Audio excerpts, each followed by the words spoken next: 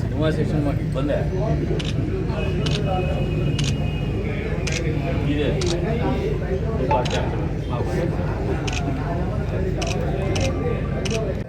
తెలుగు ఖ్యాతిని ప్రపంచవ్యాప్తం చేసినటువంటి మహానుభావులు స్వర్గీయ నందమూరి తారక రామారావు గారి 101వ జయంతి సందర్భంగా ఏర్పాటు చేసినటువంటి కార్యక్రమానికి చేసినటువంటి తెలుగుదేశం పార్టీ కుటుంబ సభ్యులకి, అదే రకంగా నియోజకవర్గ ప్రజలందరికీ కూడా స్వర్గీయ నందమూరి తారక రామారావు గారి జయంతి శుభాకాంక్షలు. ప్రతి తెలుగువాడు గర్వించదగినటువంటి మహామనిషి నందమూరి తారక రామారావు గారు. దాదాపు 101వ జయంతి, దాదాపు ఆయన పరంపదించి 2 దశాబ్దాలు అవుతాయి. అయినప్పటికీ ఈరోజు కూడా తెలుగు వాళ్ళలో ఏ గ్రామాన పోయినా ఎవరిని మీరు గొప్పగా చూస్తారని ఆలోచన, ఎవరినైనా పలకరిస్తే మాత్రం ఈ తరం కూడా గుర్తుండిపోయే విధంగా బతికినటువంటి మహానుభావుడు స్వర్గీయ నందమూరి తారక రామారావు గారు. భారతదేశ రాజకీయాల్లోనే ఒక విప్లవాత్మకమైనటువంటి మార్పును తీసుకొచ్చినటువంటి వ్యక్తి స్వర్గీయ నందమూరి తారక రామారావు గారు.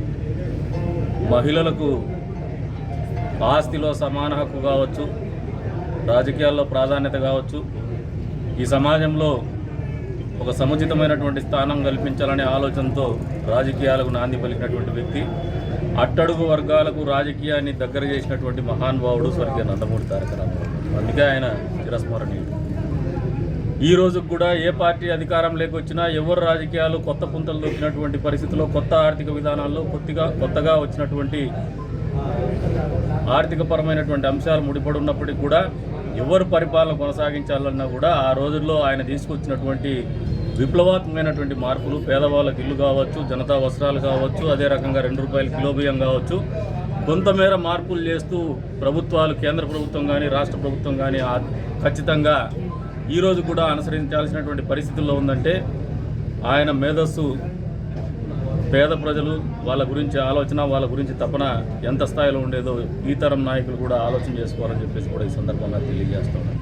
ఈ జాతి ఔన్నత్యాన్ని ప్రపంచ పటంలో నిలబెట్టాలా, ఈ జాతి ఔన్నత్యాన్ని దేశవ్యాప్తంగా కూడా పరిచయం చేయాలనే ఆలోచనతో, అదే రకంగా అట్టడుగు వర్గాల వారికి అందనటువంటి రాజకీయం కూడా వాళ్లకు అందజేయాలనే ఆలోచనతో ఈ రోజున మాలాంటి వ్యక్తులు కూడా, వెనకబడిన వర్గాల నుంచి వచ్చినటువంటి వ్యక్తులు కూడా ఎమ్మెల్యేలుగా ఎన్నిక కాబడ్డం, ఎమ్మెల్యేలుగా పోటీ చేయడం జరుగుతుందంటే, లేదు ఖచ్చితంగా సోషల్ ఇంజనీరింగ్ పేరు మీద ఈ 2024లో కూడా రాజకీయ పార్టీలు ఆలోచన చేస్తున్నాయంటే ఇదంతా కూడా ఆ మహానుభావుడు చేసినటువంటి ఆలోచన ఫలితాలే అని చెప్పేసి కూడా ఈ సందర్భంగా తెలియజేస్తాం.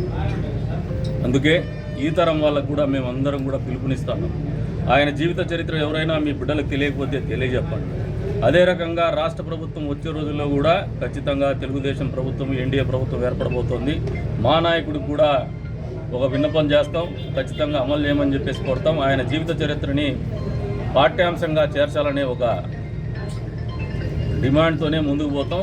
దాన్ని అమలు చేయాలని చెప్పేసి కూడా మా నాయకుడి మీద ఒత్తిడి చేయాలని అవసరం లేదు. ఆయన కూడా ఈ రోజున ఎన్టీఆర్ గారి గురించి ఒక స్పష్టమైనటువంటి అవగాహన ఉంది, ఖచ్చితంగా అమలు చేసి తీరుతామని చెప్పేసి కూడా ఈ సందర్భంగా తెలియజేసుకుంటూ మరొకసారి ఎన్టీఆర్ జయంతి శుభాకాంక్షలు.